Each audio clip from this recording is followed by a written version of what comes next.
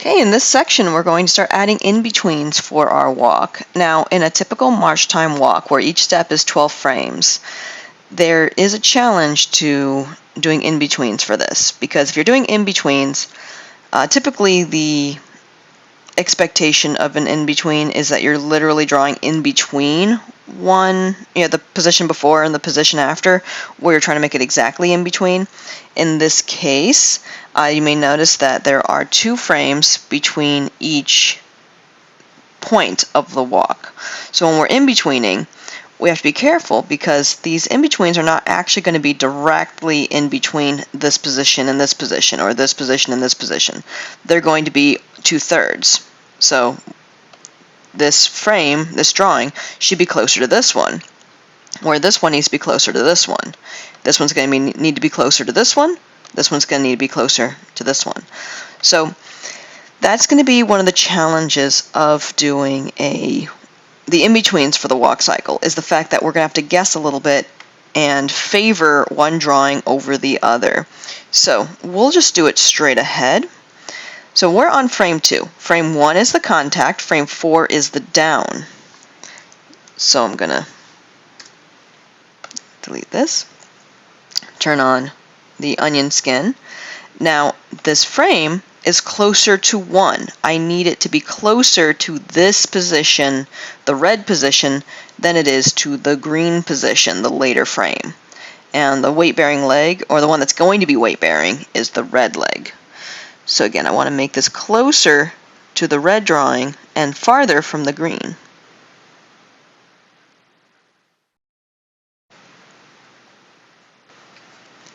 Also, I can decide if how quickly I want to slam the foot down.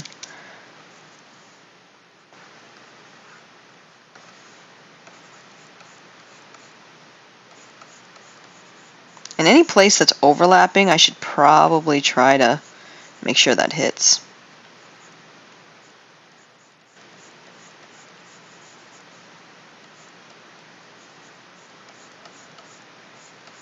Again, favoring the red position. Making this foot too long. Okay, and then for the blue, again, favoring the previous drawing.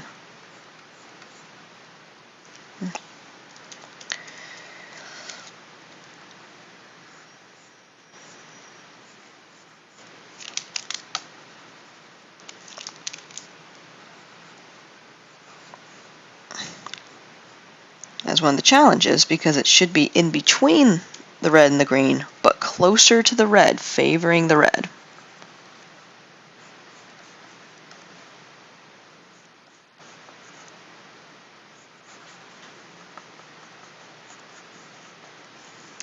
Okay.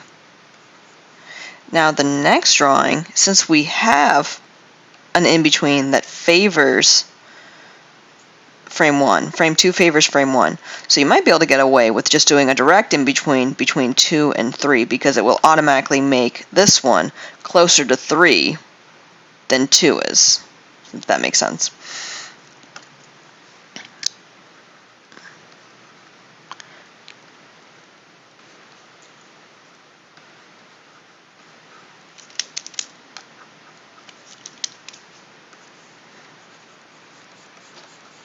There we go. So we got the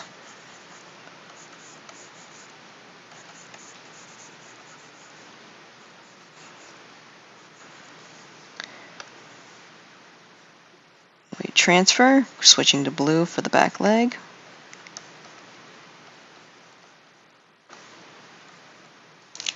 Actually, this one's favoring the red too much. Let's adjust that.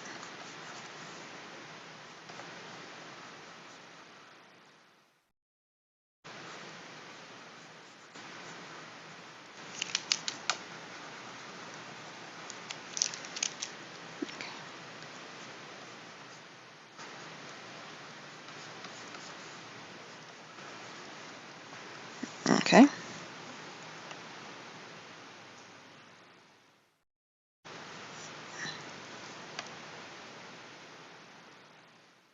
Okay. Now for this one, we're going to be favoring this frame over this one. We're going to be favoring the down over the passing for frame 5, because frame 5 is right after frame 4. Frame 4 is the down position. So again, that is the red foot is the weight-bearing foot. It's this one, the one in the front.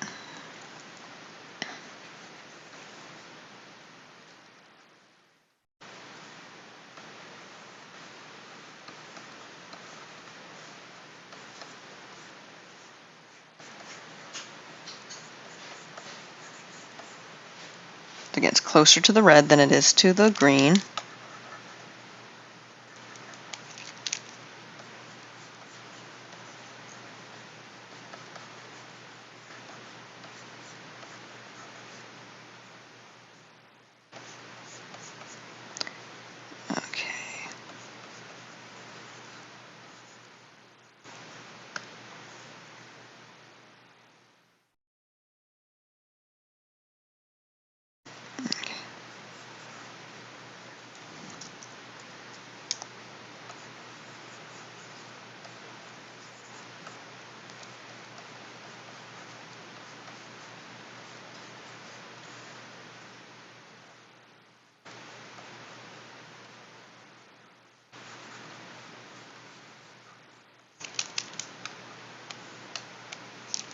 Okay.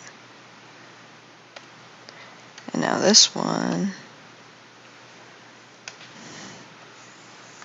Let's bring this a little closer. There we go. Should be about 2/3. It's about a third closer.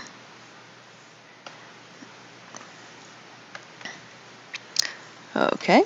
So now in the next position, because 5 favored 4 already, if we do an in-between for 6, between 5 and 7, then that should make this a third closer to the green than 5 was.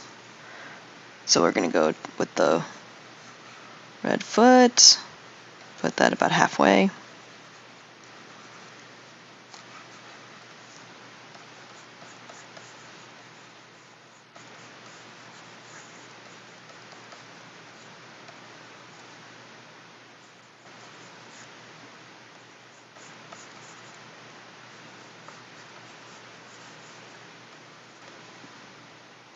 Okay.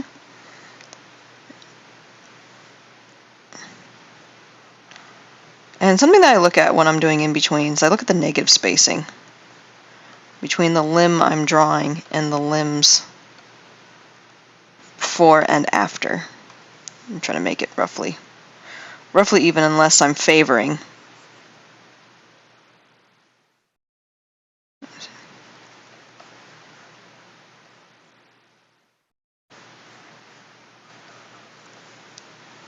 Okay. So what I'm looking for when I'm doing this is I'm looking for popping. Popping is a sudden big change that stands out. Something I'm looking for is a reversal of the color of the legs, the overlap of the hips, so which hip.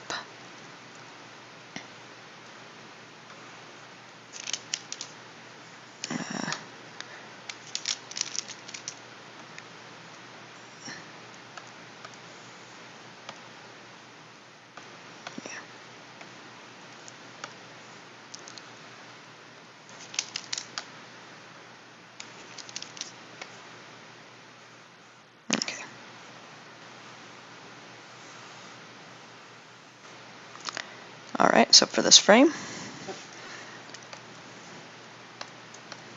I am going to keep these labels active. And I just want to make sure that they're labeled in the right times. That can help me keep track when we start doing the arms and upper body. Okay, so just same as before. The 8 is going to favor 7 over 10.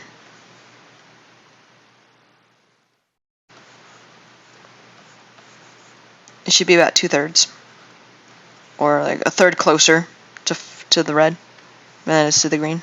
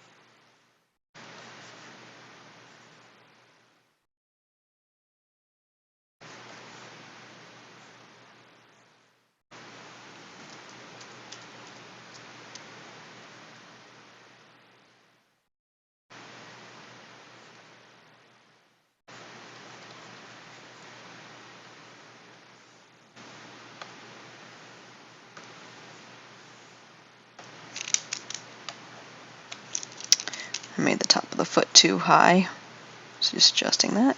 Okay, next frame. Now this one, because 8 favored 7, so 8 is already closer to 7 than it is to 10, so I should be able to do a direct in between for frame 9.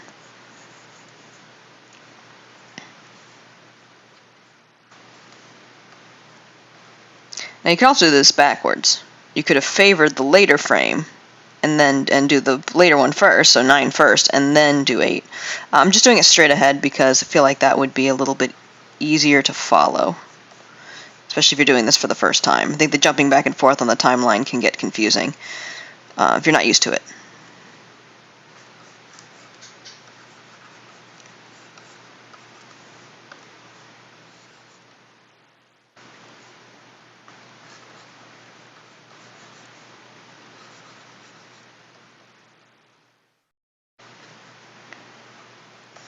Go.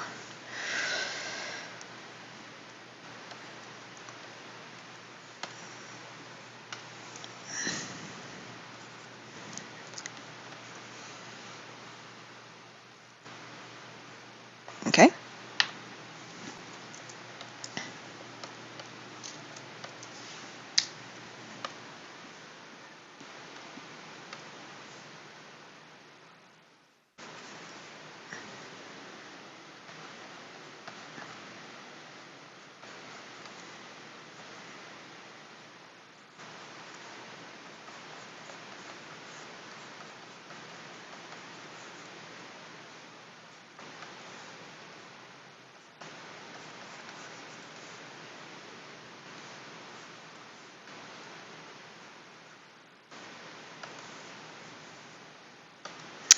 Okay, bring the other foot.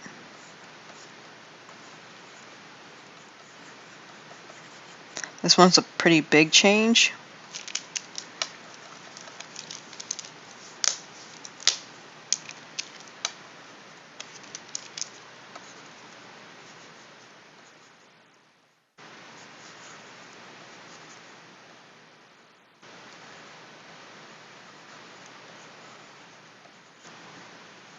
That's a short leg.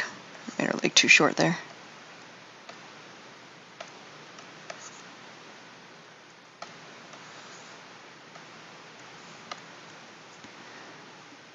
Okay.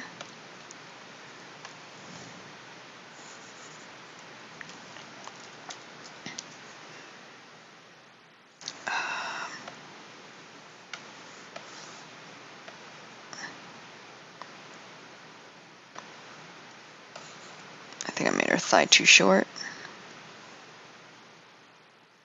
Okay.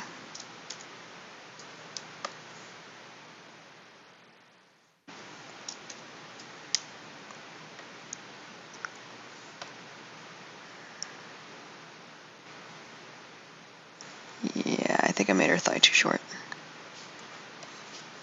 Okay.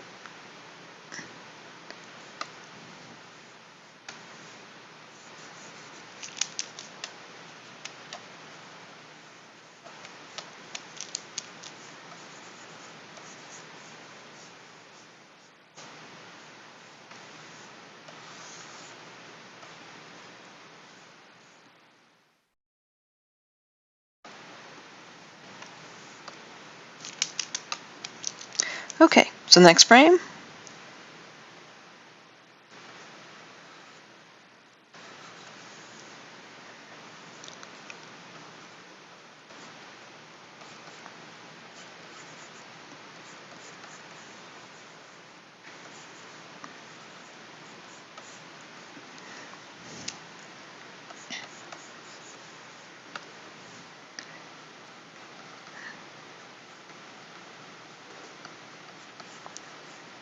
Okay, direct in between.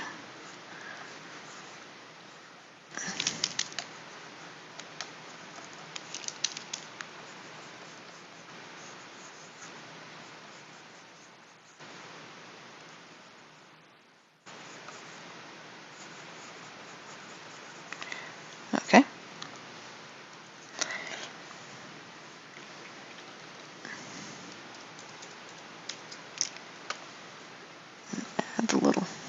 marks under the foot to make it consistent with the frame after. Okay.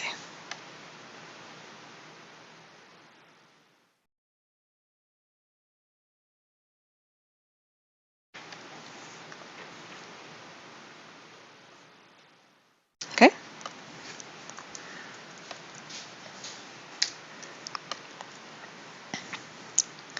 And now the front leg, or the back leg, the blue leg, is now the weight bearing, or the foot that the weight is transferring onto.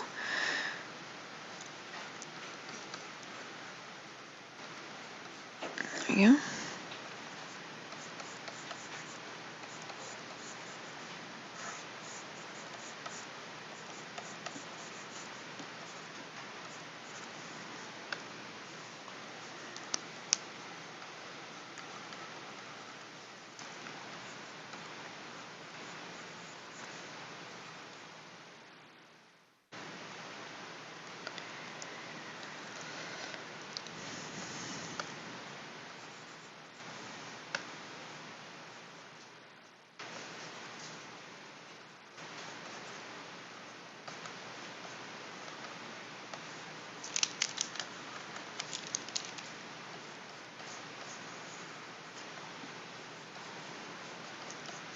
There we go.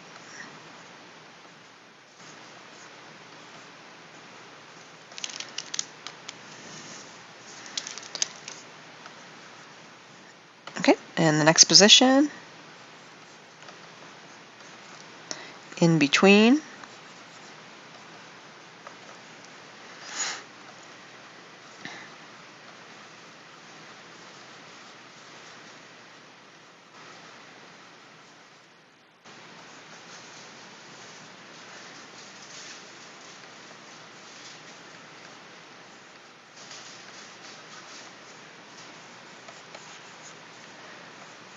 And I just realized I'm drawing with the same color. That's an easy change to make. I think it's the front leg that should be blue now. Yeah. Okay. I'll just make a selection of it and turn it blue. So easy fix.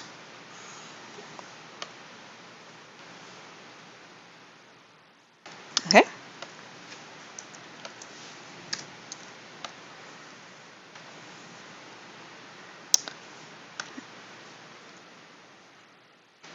And again, favoring the red. So red just being the former position.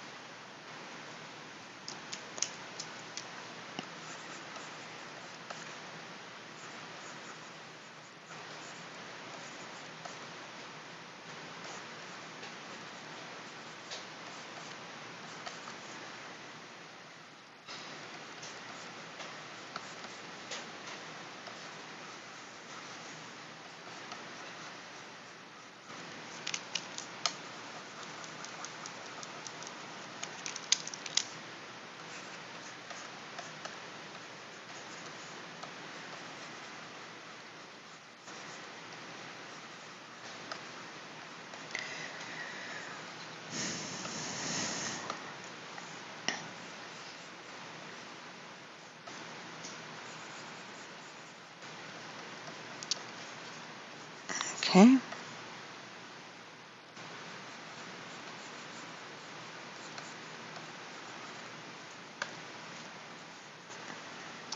And I do like to start when I'm drawing the weight-bearing foot, doing the foot on the ground, because I want to make sure that the foot stays firmly planted at the ground. Whatever the weight-bearing foot is should always stay firmly planted on the ground at all times, unless the character is slipping, like they're tripping on a banana peel or on ice or oil.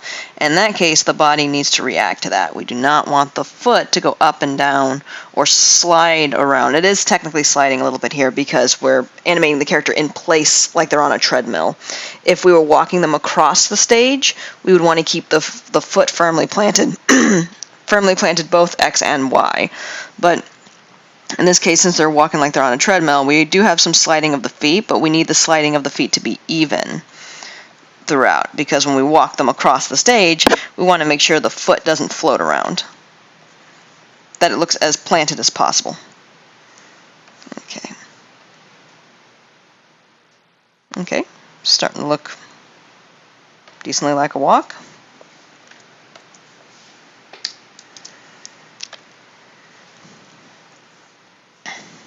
Okay, blue is the weight-bearing foot.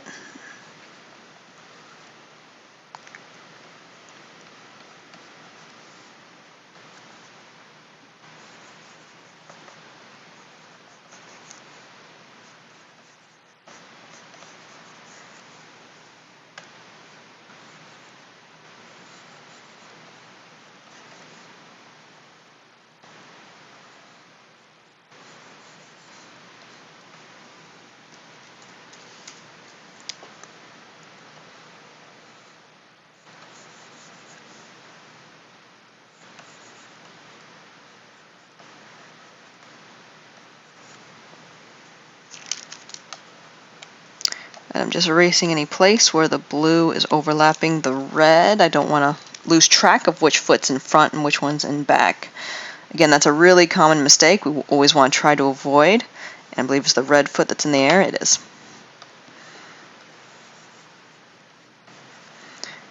The legs switching out during the walk so that you end up having the same foot stepping forward over and over again.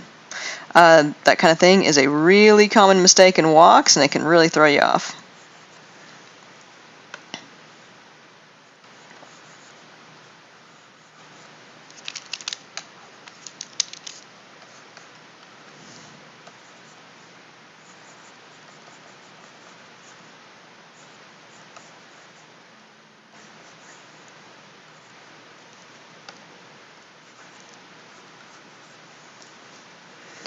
Okay. And there's a little jump in the end, and that's just because it goes from being on ones to on threes, so that's why it looks especially choppy here. It's because we have the others as a means of comparison, but we're almost there.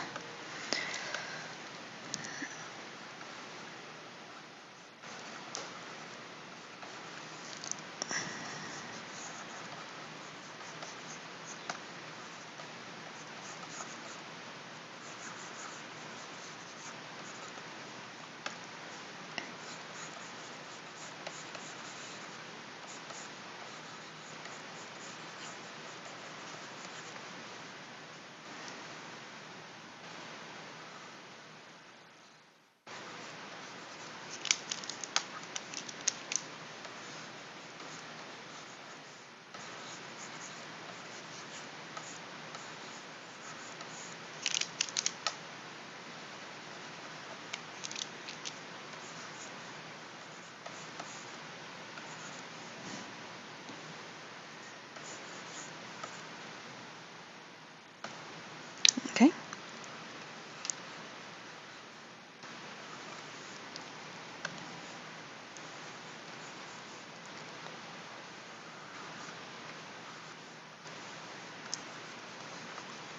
And in between.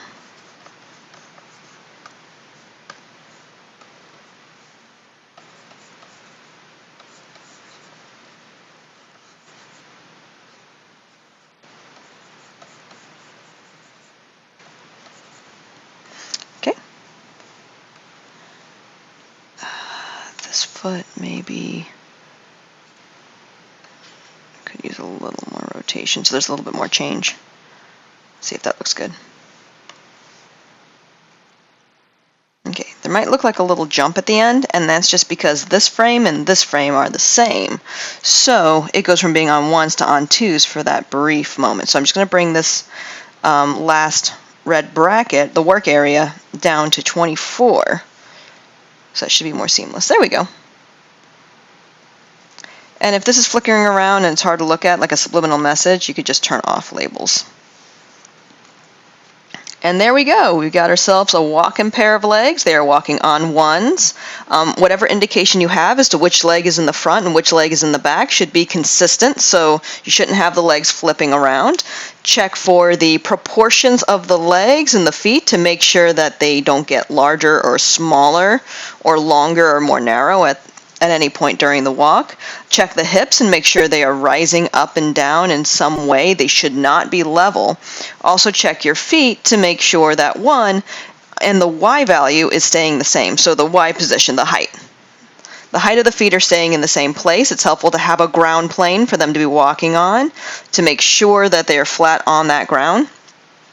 Also make sure that the amount that they're sliding under the figure is the same. Because, again, we're walking the character like they're on a treadmill. If we were walking them across the stage manually, then we would want the feet to stay planted as they go. If the feet slide around where there's a big jolt in how much the feet move, then when you walk them across the stage, when you turn this into a cycle and start moving that cycle across the stage, it's still going to look like their feet are sliding around.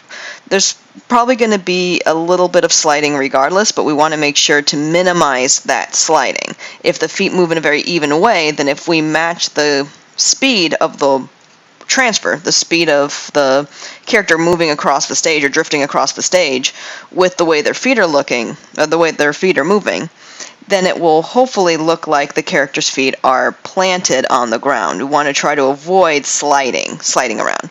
So to try to avoid that now, I want to try to keep the feet movement even across.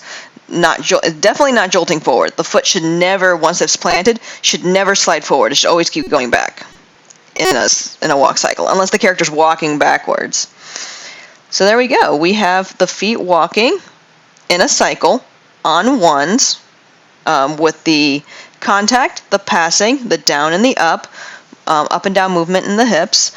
Also, we have a label for the contact, the passing, or that's the down. Contact down, passing up, contact down, passing up. And I'm leaving these labels in here because when we start adding the arms and the upper body, it will help to remember what positions these are, and that way you can look at your references for your character or your references for any videos that you've taken or any drawing references that you're working from, like from the Richard Williams Animator Survival Kit, anything like that, to help you remember where where the body is supposed to be compared to the legs. So in the next section we're going to add the upper body and the head, and then coming up after that we're going to be adding the arms. Don't forget to save. You can save by holding down the Command and hitting the S key on the keyboard, or File Save.